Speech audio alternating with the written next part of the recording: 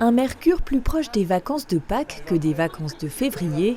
Avec 15 degrés affichés ce premier jeudi des vacances à Gérardmer, un peu difficile pour les touristes d'orienter leur séjour uniquement sur les sports d'hiver. Quoiqu'au domaine de la Moselaine, l'affluence n'était pas si mauvaise au regard de l'enneigement. Actuellement, le domaine est ouvert sur 3 pistes. Malheureusement, on n'a pas pu en conserver plus du fait du manque de neige. Mais du coup, 3 belles pistes, la verte, les 2 grandes vertes et un front de neige.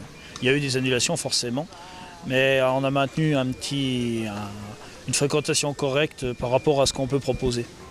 Et cela se confirme auprès des skieurs qui, malgré tout, semblent avoir trouvé leur bonheur.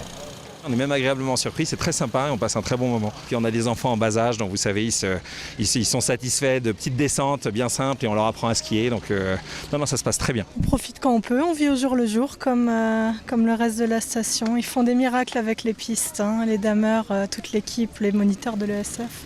C'est vraiment sympa. 3 pistes de ski et une piste de luge, pas suffisant tout de même pour occuper les vacanciers durant toute une semaine.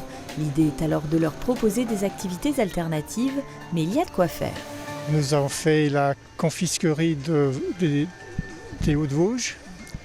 Et puis on a fait un peu de shopping pour les produits lin, coton, tout ça, tous les trucs jacquard. On a mangé beaucoup de restos et voilà, se balader dans la ville.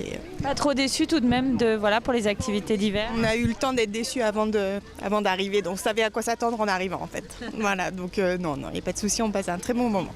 Équipe suivante. Waouh! Il vient de sauter égalité. Alors là, vous avez trouvé une petite activité ici, racontez-moi un petit peu. Oui, c'est sympa, c'est des petites potions magiques, des expériences ludiques pour les enfants. On va faire peut-être un petit peu de randonnée, on va faire de la découverte, faire un petit peu de marche à pied, faire des petits sentiers, se promener. Envisager le tourisme autrement, sans forcément compter sur la neige, une transition qui s'opère depuis quelques années déjà dans le massif. Désormais, on parle d'ailleurs de station de montagne et non plus de station de ski. Ce qui veut dire une station de montagne, c'est tout ce que la montagne va pouvoir transpirer en termes de gastronomie, en termes d'activités ludiques et aussi les savoir-faire autour du bois et du textile, puisqu'on est quand même une terre textile. Donc on a quand même largement de quoi profiter pendant une semaine de vacances chez nous. Si l'optimisme reste de mise chez la plupart des acteurs du tourisme, l'inquiétude se ressent au regard des chiffres. La fréquentation touristique est en effet bien en deçà du seuil habituel à la même période.